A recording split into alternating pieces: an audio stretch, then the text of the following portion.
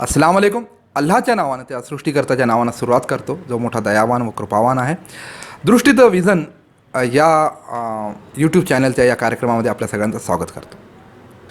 जमात इस्लामी हिंद महाराष्ट्र प्रदेशच्या संदेश विभागातर्फे 22 ते 31 जानेवारी 2021 दरम्यान एक राज्यव्यापी अभियान राबविले जात आहे, ज्याचं शीर्षक आहे अंधारातून प्रकाशाकडे.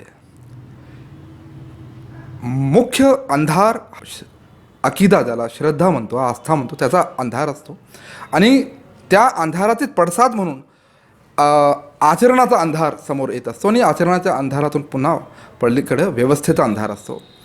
त्यामुळे हा अंधार दूर करण्यासाठी इमानचा प्रकाश आवश्यक आहे आणि इमानचा प्रकाश असेल तरच अमल म्हणजे आचरणाचा प्रकाश येईल आणि नंतर व्यवस्था परिवर्तनाचा प्रकाश येऊ शकतो. ही मुख्य त्याची थीम आहे.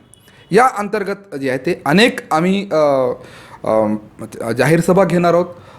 अनेक जे आहे ते भित्तीपत्रके, हस्तपत्रके वाटप करत आहोत. अनेक कार्यक्रम, अनेक याच्यावर टी व्ही आणि यूट्यूब चॅनल्स आणि फेसबुक पेजेस वगैरेवर अनेक बाईट्स आणि डिबेट्स देखील आम्ही आयोजित करणार आहोत. याच दरम्यान काही बुद्धिजीवी आणि सामाजिक कार्यकर्ते आणि विचारवंतांच्या मुलाखती पण घेत आहोत. याच अंतर्गत आज आम्ही मुलाखत घेत आहोत. जे प्रसिद्ध मराठी साहित्यिक आणि मुस्लिम मराठी सांस्कृतिक मंडळ याचे अध्यक्ष माननीय डॉक्टर इक्बाल मिन्ने साहेब, औरंगाबादला ते स्थायिक आहेत आणि त्यांच्या परिचयाची फार जास्त गरज नाही आहे महाराष्ट्राला. डॉक्टर साहेब, माझा पहिला प्रश्न असा आहे की तुम्ही रेडिओलॉजिस्ट आहात, तुम्ही माणसाच्या आतलंही सगळं काही जाणून घेता, तर समाजातलंही बरंचसं तुम्ही नोंदी घेत असाल, त्याचं जाणून घेत असाल, तर जो पोस्ट कोरोना वर्ल्ड असेल, म्हणजे हे लॉकडाऊन आणि कोरोना वगैरेच्या नंतरचं ते जग कसं असेल, म्हणजे अध्यात्म, आस्था वगैरे या गोष्टींना किती स्थान असेल? अस्सलाम वालेकुम रहमतुल्लाहि व बरकातुहू. औज़ु बिल्लाहि मिनश शैतानिर रजीम. बिस्मिल्लाहिर रहमानिर रहीम. माझे मित्र नौशाद उस्मान यांनी प्रश्न विचारलेला आहे की पोस्ट कोविड जगामध्ये अध्यात्माला काही स्थान असेल की नाही. मला असं वाटतं, एक साधं उदाहरण देऊन या प्रश्नाचं, मोठ्या प्रश्नाचं एक छोटंसं उत्तर देता येईल. ते असं की एक सब मायक्रोस्कोपिक, म्हणजे मायक्रोस्कोपमध्ये सुद्धा दिसू शकणार नाही असा, इलेक्ट्रॉनिक मायक्रोस्कोपमध्ये जो दिसू शकतो असा व्हायरस यानं माणसाला स्वतःचं अस्तित्वाची जाणीव करून दिली आणि माणसाला त्याची जागा दाखवून दिली की एक इलेक्ट्रॉनिक मायक्रोस्कोपनं पाहू शकणारा व्हायरस माणसामध्ये किती खळबळ उडवून देऊ शकतो. संपूर्ण विश्वाला या व्हायरसनं लॉकडाऊन करून ठेवलं, घरात कोंडून ठेवलं आणि त्यामुळं अल्लाचं अस्तित्व किंवा ईश्वराचं अस्तित्व हे आहे हे अनेकांना भाग पाडलं स्वीकारायला. त्याचं कारण असं आहे की हा आजार झाला की या आजाराची कोणी आतापर्यंत कुठलीही अशी स्पेसिफिक ड्रग नाही की ज्याच्यामुळं हा आजार 100% बरा होऊ शकतो. आता वॅक्सिन आता येऊ घातलं आहे, तेही कितपत आहेत, कोणी 80%, कोणी 90%, कोणी 95% अशी गॅरंटी देतं. परंतु एकदा हा आजार झाला की फक्त यातून मला तोच वाचवू शकतो ही प्रत्येक माणसाला ही जाणीव आहे, लक्षात घ्या तुम्ही.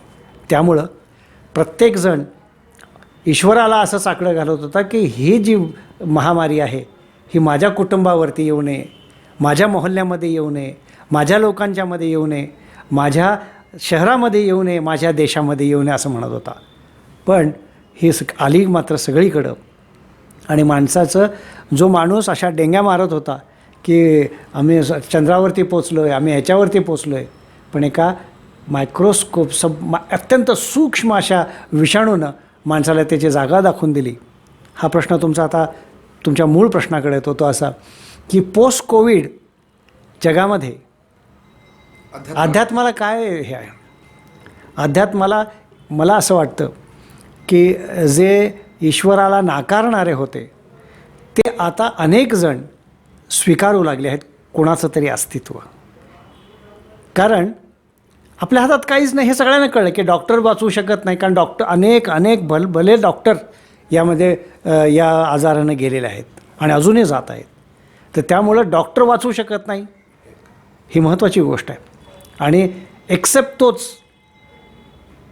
जो ईश्वर आहे, अल्लाह आहे, त्याच्याशिवाय कोणी वाचवू शकत नाही, हा एक ठाम विश्वास अनेकांच्या मनामध्ये हळूहळू जे नास्तिक आहेत त्यांच्या मनामध्ये सुद्धा तो रुजू घातला आहे, हे आपण लक्षात घेतलं पाहिजे. त्यामुळं लोक आणखी जास्त अध्यात्माकडं वळतील, ईश्वराचं अस्तित्व मान्य करतील, अशी मला खात्री वाटते. कोरोना आणि लॉकडाऊनमुळे जो एक प्रकारचं नैराश्याचं वातावरण झालं, त्यात बेरोजगारी आहे, गरिबी आहे, काही तरुणांनी आत्महत्या देखील केलेल्या आहेत. तर या नैराश्याचा एक उपाय म्हणून आध्यात्मिकता असू शकते का? या नैराश्याचं उपाय अध्यात्म असू शकते का, असा तुमचा प्रश्न आहे. म्हणजे मदत करू शकते का? निश्चितच. मी तुम्हाला एक साधं उदाहरण सांगतो. मी एका वैद्यकीय महाविद्यालयामध्ये काम करतो. त्या वैद्यकीय महाविद्यालयाच्या मेडिसिन विभागाच्या एका प्राध्यापकाचा जो तरुण आहे, जसा कोरोना आला तसा लॉकडाऊन डिक्लेअर झालं, तसं त्या प्राध्यापकानं स्वतःला कोंडून घेतलं. त्याच्या मनामध्ये इतकी भीती बळावली की तो घरात आपल्या कुटुंबियाशी सुद्धा बोलेना झाला. इतकं नैराश्य त्या माणसाला झालं. आणि कोरोना हा शब्द जरी काढला तरी तो म्हणायचा की मला वेड्यासारखं होतं. कालांतरानं काही वेळानंतर तो त्यातून हळूहळू बाहेर आला. पण तुम्हाला सांगतो की या काळामध्ये अनेक लोकांना या नैराश्यानं ग्रासलेलं होतं. पण ज्यांचा ईमान मजबूत आहे, ज्यांची अल्लाहवरती श्रद्धा आहे, ज्यांची ईश्वरावरती श्रद्धा आहे, अशा लोकांना मात्र या कोरोनानं काही केलं नाही. लक्षात घ्या. त्याचं कारण असं सांगतो की असं वाटायचं की नाही, मला वाचवणारा तो आहे आणि मी काळजी जी आहे ती घेणार, मी मास्क वापरणार, मी सॅनिटाईज करणार, मी फिजिकल डिस्टन्स ठेवणार, लोकांच्यापासून दूर राहणार, मी माझी स्वतःची काळजी घेणार, भयगंड नसेल, पण भयगंड ठेवणार नाही. जे असेल, जे माझ्या नशिबात आहे, जे माझ्या प्रार्थनामध्ये अल्लानं लिहिलेलं आहे ते 100% होणार, याची खात्री अनेकांना जे अध्यात्माशी जोडलेले आहेत त्यांच्यात होते. लक्षात घ्या. आणि ज्यांच्यामध्ये अध्यात्माचा अभाव होता, श्रद्धेचा अभाव होता, असे लोक अत्यंत नैराश्यामध्ये गेले, डिप्रेशनमध्ये गेले आणि अनेकांना सायकॉलॉजिकल डिसऑर्डर्स निर्माण झाल्या. ही वस्तुस्थिती आहे. मी तुम्हाला माझ्या एका प्राध्यापकाचं उदाहरण त्याच्यासाठी दिलं. बीपी वाढणे, बीपी हे सगळं आलं त्यात. बीपी वाढणे, झोप न येणे, हुरहुर येणे, काळजी वाटणे, अनेक अशा गोष्टी अनेकांच्यामध्ये आल्या.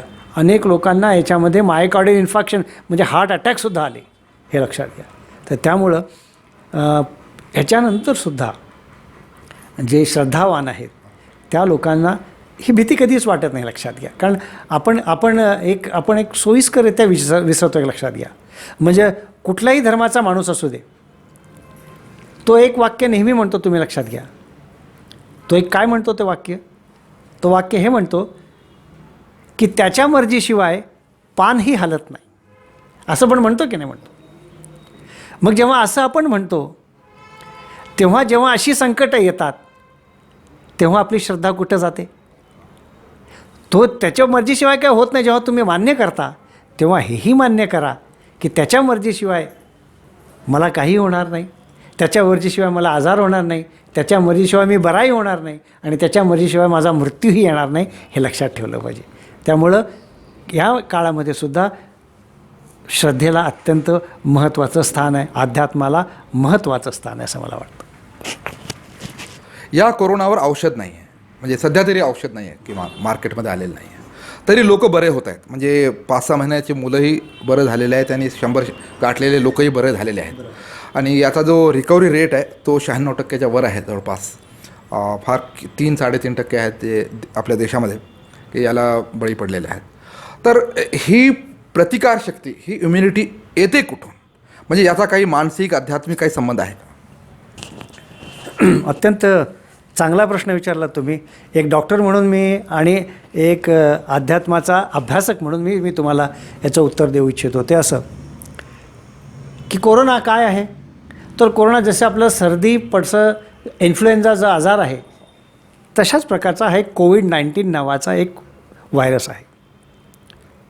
आता यामध्ये एक लक्षात घ्या, एक सूत्र आहे तुम्हाला मी सांगतो. ते सूत्र असं आहे 80 15 आणि 5. 100पैकी 80 15 आणि 5. 80% लोकांना कळतही नाही की त्यांना कोरोना झालेला आहे.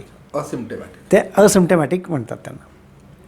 15% लोक असे असतात की ज्यांना ताप येतो, सर्दी येते, खोकला येतो, अंगदुखी होते, लक्षणं दिसतात.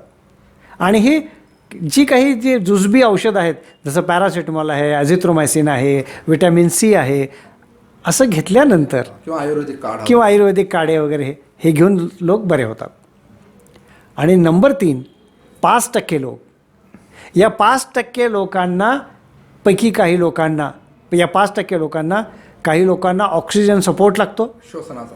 काही लोकांना इंटेन्सिव्ह केअर म्हणजे तुम्हाला ICUमध्ये राहून तुम्हाला त्यांना व्हेंटिलेटरवरती ठेवायला लागतं, म्हणजे त्यांना श्वास घेता येत नाही.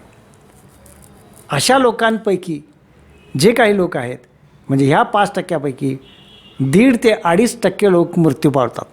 त्यातून बाकीचेही परत येतात. म्हणजे याचा अर्थ असा आहे की याचा तुम्ही खरंच म्हणजे 2.5-3.5% खूप सांगितलं रेट, डेथ रेट. भारताची लोकसंख्या 135 कोटी आहे, त्याचे 3.5% म्हणजे किती लोक झाले विचार करा. तेवढं नाही आहे. म्हणजे 1 कोटी जरी 1% जरी धरला तरी भारताच्या लोकसंख्येप्रमाणे 1 करोड मृत्यू होतील. हां, तेवढंही नाही आहे, पण फार कमी आहे. एवढे रोगी आहेत त्यांच्यापैकी टक्केवारी. आणि तुम्हाला सांगतो की ही प्रतिकारशक्ती येते कुठून? ही प्रतिकारशक्ती आता ह्यापैकी जे मृत्यू पावतात त्यामध्ये तरुणी आहेत, त्यामध्ये काही मुलंही आहेत, मध्य वयाची मुलं आहेत, माणसं आहेत, स्त्रिया आहेत आणि वृद्धही आहेत. याच्यामध्ये वृद्धांचं प्रमाण जास्त आहे. त्याचं कारण असं आहे की एखादा 60-65 वर्षानंतर प्रत्येकाला काही ना काही आजार किंवा एखादी हे जडतं, व्याधी जडते. ही व्याधी मग हार्टची असू दे, ब्लड प्रेशरची असू दे, किंवा थायरॉईडची असू दे, कॅन्सर असेल, डायबिटीस असेल, मधुमेह, या सगळ्यांच्यामुळं त्यांची प्रतिकारशक्ती ही थोडी कमीच ऑलरेडी झालेली असते. ह्याला कोमॉर्बिडिटी असं म्हणतात सायंटिफिक लँग्वेजमध्ये, मेडिकल लँग्वेजमध्ये. आणि हे मॉर्बिडिटी ज्यांना जास्त आहे अशा लोकांचं मृत्यूचं प्रमाण थोडं जास्त आहे. परंतु प्रतिकारशक्ती जसं मी तुम्हाला मगाशी म्हणालो की शारीरिक असते, तशी मला वाटतं मानसिकसुद्धा फार मोठी गोष्ट आहे. आणि हे मानसिक तुम्हाला बळ कुठून मिळतं? म्हणजे एखाद्या माणसाला उडी मार म्हणून सांगितलं तर तो मारू की नको असं करायला लागला तर त्याचा जो कॉन्फिडन्स नसेल तर तो माणूस मारू शकत नाही, तो माणूस खाली पडतो. परंतु एखाद्या माणसानं नाही मी सहज मारू शकतो, तो 99.99% तो यशस्वी होणार ही खात्री असते. आत्मबल असतं आणि ही शाश्वती असते त्याला.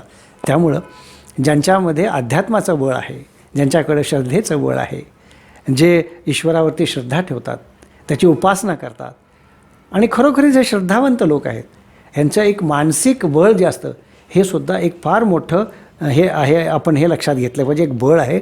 आणि ही प्रतिकारशक्ती ह्याच्या म्हणजे सायंटिफिकदृष्ट्या मी नाही सांगत, पण तो आध्यात्मिकदृष्ट्या, मानसिकदृष्ट्या ते तुम्हाला त्याचं बळ हे नक्की मिळतं, हे तुम्हाला नक्की सांगू शकतो. आणि हे मी स्वानुभवावरून सुद्धा सांगू शकतो. कारण मी तुम्हाला सांगतो, मला स्वतःला डायबिटीस आहे, मला स्वतःला ब्लड प्रेशर आहे. परंतु या कोरोनाच्या काळामध्ये मी एक दिवसही सुट्टी घेतलेली नाही. आणि मी रोज सोनोग्राफी करत असतो. माझ्याकडं मेडिकल कॉलेजमध्ये आमच्या रोज किमान 50-60 लोकांची सोनोग्राफी असते. आणि सोनोग्राफी करताना डायरेक्ट पेशंटशी कॉन्टॅक्ट असतो. मी माझी काळजी घेतो, मी मास्क वापरतो, सॅनिटाईज करतो, हे सगळं करतो. परंतु माझ्या मनामध्ये चुकूनही कधी अशी हे शंका येत नाही की मला या माणसापासून इजा होईल की आहे, कारण माझं त्याच्यावरती खूप मोठी श्रद्धा आहे. श्रद्धा, इमान वगैरे हे शब्द तुम्ही वापरले आहेत, अध्यात्म वगैरे. तुम्ही डॉक्टरही आहात आणि साहित्यिकही आहात. तर असं हे लिखाण करताना इमान, साहित्यिक वगैरे हे सगळं म्हणजे लेखणीमध्ये जी शाई आहे लेखन जे आहे ती इमानमुळे जी आहे ती चकाकते आणि त्याच्यामुळे इमानची शाई असली पाहिजे की नाही, निष्ठा असली पाहिजे की नाही. म्हणजे असं काही बोललं आजकाल म्हणजे इमान, श्रद्धा, अल्लाह, ईश्वर वगैरे, तर म्हणजे पुरोगामित्व खतरे में असं काहीतरी जाते असं काही लोकांना वाटते. तर याविषयी का म्हणणं? तुम्हाला टोला मारायचा मला तुम्हाला नाही, परंतु जे लोक नाही, जे आहे मी मान्य करतो एक गोष्टी. एक गोष्ट लक्षात घ्या, म्हणजे कट्टरतेचा शिक्का लागतो असं काही लोक म्हणतात. मी तुम्हाला सांगतो, कुठलाही श्रद्धावान असू दे तो त्याच्या दृष्टीने कट्टरच असतो. कुठलाही असू दे काटेकोर असतो. तो काटेकोर असतोच. कारण एखादा कुठल्याही इतर मी मुस्लिम आहे, तुम्ही मुस्लिम आहात, तुम्ही त्या म्हटलं तर तुम्ही म्हणणार की मी अल्लाशिवाय इतर कोणा, मग तुम्ही कट्टर झाले का? नाही.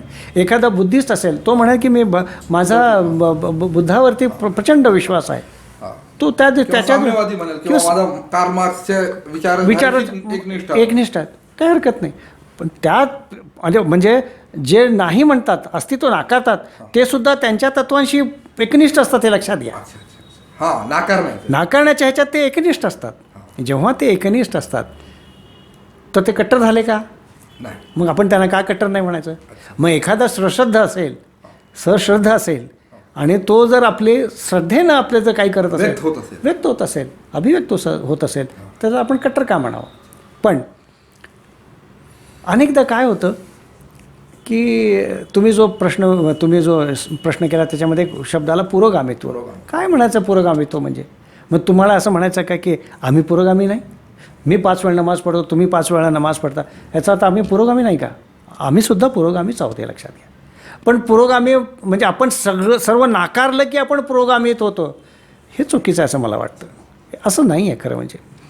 पण काही लोकांना एक असं फॅशन आले, हां, की आम्ही ह्या गोष्टी नाकारल्या की मी सगळ्यापासून वेगळा. कसं असतं नौशाद भाई, एक लक्षात घ्या आपण की श्रद्धावानांचा एक कळप आहे आणि त्यातून तुम्ही नाकारून बाहेर आला की तुम्ही वेगळे दिसता ना. आणि अनेकांना अशी एक हौस असते, वेगळं करण्याची हौस असते, वेगळं करण्याची एक त्यांना उर्मी असते. मग अशातून ते आपलं वेगळंपण सिद्ध करण्यासाठी अशा गोष्टी नाकारतात आणि इनडायरेक्टली काय मी डायरेक्टली ते श्रद्धेपासून दूर जातात आणि एक ते दुसरे कट्टर बनतात असं म्हणा, दुसऱ्या बाजूने कट्टर बनतात, हे लक्षात. प्रतिकट्टरता. हां, म्हणजे आम्ही त्यांना प्रतिगामी म्हणू. आम्ही त्यांना प्रतिगामी म्हणू, हे लक्षात घ्या. त्यामुळं लेखन करत असताना सुद्धा तुमच्या श्रद्धेचा फार मोठा भाग तुमच्या लेखनामध्ये आला पाहिजे, लक्षात घ्या. कारण विश्वामध्ये आपण ही गोष्ट अधोरेखितच केली पाहिजे, लक्षात घ्या, की आपण सारेजण एकाच आदम आणि हवाचे लेकरं आहोत. आपण सर्व एक आहोत, सगळे आपण बंधू भाऊ भगिनी आहोत. मी मुस्लिमाच्या घरात जन्मलो म्हणून मी मुसलमान आहे, एखादा हिंदूच्या घरात जन्मला तो हिंदू आहे, एखादा ख्रिश्चनच्या घरात जन्मला म्हणून ख्रिश्चन आहे. परंतु जेनेटिकलीसुद्धा आपण एकमेकाचे बंधू आहोत, हे आपण विसरता कामा नये. आणि माझ्या दृष्टीनं मानवता हे सगळ्यात मोठं प्रिन्सिपल आहे जे आपल्या समाजामध्ये अभिसरण होणं आवश्यक आहे. ही गोष्ट फार खरी सांगितली की तो बाय नेम तो हिंदू किंवा वेगवेगळ्या धर्मात असतो, परंतु प्रेषित मोहम्मद सल्लल्लाहु अलैहि वसल्लम यांनी सांगितलं की प्रत्येक माणूस जन्मताच आपल्या नैसर्गिकतेवर असते. त्याला अरबी भाषेत इस्लाम म्हणू आपण, त्याला वेगवेगळ्या युगामध्ये वेगळ्या भाषेत वेगवेगळी नाव असेल, परंतु तो फितरत पर रहता आहे, म्हणजे नैसर्गिक धर्मावर असतो तो त्याच्या. प्रेषितांचा आता उल्लेख निघाला तर तुम्ही प्रेषितांवरही बरंच काही लिहिलं आहे, नाथ वगैरे पण लिहिली आहे. तर आम्हाला सांगा की मानवी समस्यांचा काळोख दूर करण्यासाठी प्रेषितांनी काय काय उपाययोजना सांगितलेल्या आहे किंवा काय काय प्रयत्न केलेले आहेत? आता या प्रश्नाचं उत्तर थोडंसं दीर्घ होईल. त्याचं कारण असं आहे, मानवी समस्यांचा जो काळोख आहे तो कसा दूर केला? हा जो काळोख जो आहे म्हणजे त्यांच्या शिकवणीचा प्रकाश गरजेत आहे का ते सांग. बिलकुल. आता एक लक्षात घ्या, आता काळोख म्हणजे काय? इथून अज्ञानाचा काळोख आहे. कशाचं अज्ञान? सत्याचं. आणि अनेकदा सत्य माहिती असून सुद्धा आपण ते नाकारतो. अनेकदा गोष्टी अशा होतात की आपल्याला सत्य माहिती आहे पण तरी आपण नाकारतो. ह्या गोष्टी अज्ञानाकडून या सत्य नाकारणाऱ्यांना अंधाराकडे घेऊन जातात. अच्छा अच्छा अच्छा. अंधाराकडे अहंकारामुळे किंवा अनेक गोष्टी. या सगळ्या गोष्टी. आणि यामुळं त्याच्या आयुष्यामध्ये जे बदल घडत असतात त्यामध्ये सुद्धा तो अनेकदा त्याला वाटतं की मी खूप उजेडाकडं आहे, पण तो प्रत्यक्षात तो अंधारातच असतो, हे लक्षात घेतलं पाहिजे. आणि हा सर्वात मोठा अंधार आहे. हा सर्वात मोठा म्हणजे आम्ही अंधारात आहोत याची जाणीव नसणे हा सुद्धा सर्वात मोठा अंधार आहे. आहे. आता एक गोष्ट लक्षात घ्या, मी डॉक्टर आहे, तुम्ही एक साहित्यिक आहात, तुम्ही एक विचारवंत आहात, अनेक ग्रंथ आपण वाचले, ऐकले, बरोबर. आपण हे सगळं केलं तरीसुद्धा आपण आपल्या ईश्वराचा शोध कधी घेतला नाही. आपल्या निर्मिकाचा, आपला निर्माता कोण आहे याचा विचार कधी कोण करत नाही. आणखी एक महत्त्वाची गोष्ट सांगतो सुद्धा, मी एक साधं उदाहरण सांगतो तुम्हाला, की माणूस सकाळी उठतो, उठल्यानंतर टॉयलेटला जातो, दात ब्रश करतो, नाश्ता करतो, त्यानंतर आपल्या कामाला जातो, दुपारी जेवण करतो, पुन्हा काम करतो, संध्याकाळी चहा पितो, संध्याकाळी घरी परत येतो, थोडा वेळ टी व्ही बघतो, पुन्हा रात्री जेवतो, पुन्हा रात्री झोपून जातो, सकाळी पुन्हा उठून काय करतो, तेच करतो. याच्या पलीकडे काही करत नाही, रुटीन तेच करतो. पण या सगळ्याच्या ह्याच्यामध्ये मी कशासाठी निर्माण केला गेलेला आहे, माझी निर्मिती कशासाठी आहे, याचा तो विचार कधी करत नाही. लक्षात घ्या, मानवाची ही फार मोठी चूक आहे की आपली निर्मिती कशासाठी झालेली आहे याकडे त्यांना एक विचार केला पाहिजे की why I have been created. आणि जेव्हा हा प्रश्न स्वतःला पडेल तेव्हा अंधारातून उजेडाकडे जाण्याचा त्याचा प्रवास सुरू होऊन जाईल. हे जेव्हा सुरू होईल. पण अनेक लोक जे स्वतःला सायंटिस्ट म्हणवतात, वैज्ञानिक समजतात, विचारवंत समजतात, बुद्धिवंत समजतात, प्रज्ञावान समजतात स्वतःला, अशा लोकांनासुद्धा हे प्रश्न न पडलेले मी पाहिले.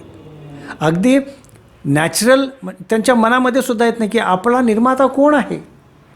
आपण ज्याची कोणाची पूजा करतो, आपण ज्याच्यावरती श्रद्धा ठेवतो, तो खरोखरच माझा निर्माता आहे का? तो खरोखरच मी माझ्यावरती जेव्हा प्रसंग येईल तेव्हा तो धावून येईल काय? किंवा आणखी एक महत्त्वाचा एक प्रश्न मला तो नेहमी जाणवतो आणि तो प्रत्येकाला पडला पाहिजे असं ते मला वाटतं. कारण मला हा प्रश्न माझ्या बालपणापासून पडलेला आहे, पडत असत असे. तो काय की मी मेल्यानंतर माझं काय होईल. मी आत्ता तर जिवंत आहे, पण समजा 100 वर्षानंतर, 110 वर्षानंतर, 80 वर्षानंतर, 50, माझ्या मृत्यूनंतर माझं काय होईल याचा सुद्धा प्रत्येकानं विचार केला पाहिजे. कारण हे जीवन असंच मिळालेलं नाही, लक्षात घ्या. कारण जास्त मग तुमच्यामध्ये आणि एखाद्या सामान्य प्राण्यामध्ये काय फरक नाही. ते प्राणी पण जन्मतो, खातो पितो आणि मरून जातो, किंवा त्याला कोणी कापतं तसंच, किंवा त्याची कोणीतरी शिकार करतं तसंच. माणूस हे जन्मतो, जीवन जगतो, खातो पितो, झोपतो आणि मरून जातो. एवढंच उद्दिष्ट आहे का आपल्या जीवनाचं? याचाही विचार केला पाहिजे. आणि मरणोपरांत जीवनात आपलं काय आहे याचाही विचार केला पाहिजे, मला असं वाटतं. आणि जे प्रज्ञावान असल्याचं ते लक्ष आणि जे करत नाहीत ते खऱ्या अंधारात आहे, लक्षात घ्या. आणि हा खरा अंधार आहे. त्यामुळं आपल्या निर्मात्याला ओळखणं, त्याची उपास. कारण कुरानमध्ये एक आयत आहे बघा, कुरानमध्ये एक आयत आहे की वमा खलक़तुल जिन्न वला इंस इल्ला लियअबुदून. अल्लाह म्हणतो की मी जिन्नात ज्याला म्हणतात ना, जिनी ज्याला म्हणतात निर्मिती, की जिन आणि माणूस यांना माझ्या उपासनेशिवाय इतर कशासाठी मी निर्माण केलेलं नाही, अल्लाह म्हणतो पवित्र कुरानमध्ये. याचा अर्थ काय आहे? तुम्ही पण एक गोष्ट लक्षात घ्या, तुम्ही त्याची उपासना करा किंवा न करा, त्यानं तुम्हाला निर्माण केलं आहे म्हटल्यावर हा त्याचा अधिकार किंवा त्याच्यावरती त्याचं हे कर्तव्य आहे की त्यानं तुम्हाला दाणा पाणी द्यावं. त्यामुळं तुम्ही त्याची उपासना करा किंवा न करा, तो तुम्हाला मरेपर्यंत दाणा पाणी देणार, हे लक्षात ठेवा. पण या काळामध्ये तुम्हाला, तुमच्या आयुष्याच्या काळामध्ये तुम्हाला तुमचा निर्माता ओळखण्याची गरज वाटली पाहिजे. आणि ती निर्माता ओळखून त्याची उपासना करण्याची, त्याच्यावरती श्रद्धा ठेवण्याची आणि आज्ञापालन करण्याची, आणि त्यांनी जे आज्ञा ज्या दिली आहेत, ज्या माध्यमातून दिलेल्या आहेत, त्या माध्यमातून त्या आज्ञांचं पालन करून त्या आज्ञांच्यावरती, त्या मार्गावरती मार्गक्रमण करणं, हा प्रवास जो आहे हा खरा अंधारातून प्रकाशाकडे जाणारा, हे लक्षात घ्या. तर त्यामुळं प्रेषित मोहम्मद सल्लल्लाहु अलैहि वसल्लम, त्यांच्यावर शांती असो अल्लाची, की त्यांनी जे मार्ग दाखवले हे अंधारातून प्रकाशाकडे येणारेच मार्ग होते, लक्षात घ्या. कारण हे आपलं आयुष्य आहे 60 वर्ष, 70 वर्ष, 100 वर्ष मॅक्सिमम. त्यानंतर आपलं जे मरणोपरांत जीवन आहे ते खरोखरं जीवन आहे हे अनेकांना माहितीच नाही, आणि अनेक लोक अजून विश्वासही ठेवत नाहीत. पण याचा आपण डोळस होऊन कधी या प्रश्नाकडे पाहणार आहोत की नाही. कारण एकदा जर तुमचा मृत्यू झाला की त्यानंतर तुमचं अकाउंट सगळं क्लोज, बंद. त्यानंतर तुम्ही काही करू शकणार नाही. त्यामुळं, आणि एक महत्त्वाचं आणखी एक तुम्हाला एक सांगू इच्छित होते असं, की ईश्वर तुमच्या आयुष्यामध्ये अशा अनेक प्रसंग तुमच्या वेळी, आता हे मी जसं तुम्हाला सांगितलं की सकाळी उठणं, खाणं पिणं, संध्याकाळी झोपणं, हे रुटीन आयुष्य झालं. पण या काळामध्ये अनेकदा तुमच्यावरती काही प्रॉब्लेम्स येतात, काही डिफिकल्टीज येतात, काही ॲक्सिडेंट्स होतात, अनेक प्रसंग येतात तुमच्यावरती, तुमच्या आजूबाजूंच्यावरती, तुमच्या खानदानावरती, तुमच्या घराच्या लोकांच्यावरती, तुमच्या प्रकृतीमध्ये. त्यावेळेला तुम्ही कसे सामोरं जाता, परीक्षा ही जी परीक्षा होते ही तुमची खरी परीक्षा नाही. या काळामध्ये तो आपलं अस्तित्व जाणून देत असतो, लक्षात घ्या. आणि त्या काळात तुम्ही त्याला ओळखून त्याच्यावरती श्रद्धा बाळगण्यासाठी तो तुम्हाला संधी देत असतो. आणि ही संधी जर तुम्ही नाकारत असाल तर तुम्ही काळोखात असाल. आणि त्यातून जर तुम्ही, म्हणजे कोरोनानं हे दाखवून दिलं आता की हे संकट फक्त एका दुःखा माणसावरती नाही. विचार आपण कधी करू शकलो असतो का की अख्खं जग लॉकडाऊन होईल, घरामध्ये लोक बसतील, बाहेर पडू शकणार नाहीत, शाळा कॉलेज बंद होतील, कारखाने बंद होतील, फक्त चालू काय होते तर हॉस्पिटल्स, एवढं सोडलं, मेडिकल सोडलं तर बाकी कुठल्याही गोष्टी चालू नव्हत्या. विमानं बंद झाली, रेल्वे बंद झाल्या, बसेस बंद झाल्या, टॅक्सीज बंद झाल्या, सगळी रहदारी ठप्प झाली.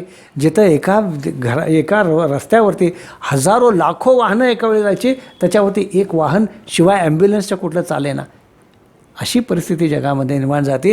याचा अर्थ मला असा नेहमी बऱ्याचदा मी विचार करताना अलीकडे वाटतो की ह्या अंधारातून प्रकाशाकडे देण्याची, तुम्हाला जाण्याची संधी एक अल्लाह देतोय, लक्षात. ती संधी त्यावेळी मदिनात दिली होती आणि प्रेषितांनी याद्वारे तो अंधार दूर केला. एक्झॅक्टली. तो हा अंधार तेव्हापासून प्रेषितांनी जो वाट दाखवायला सुरुवात केली, प्रकाश देण्याची, अंधार दूर करण्याची, आणि हे वेळोवेळी होत राहणार, लक्षात घ्या.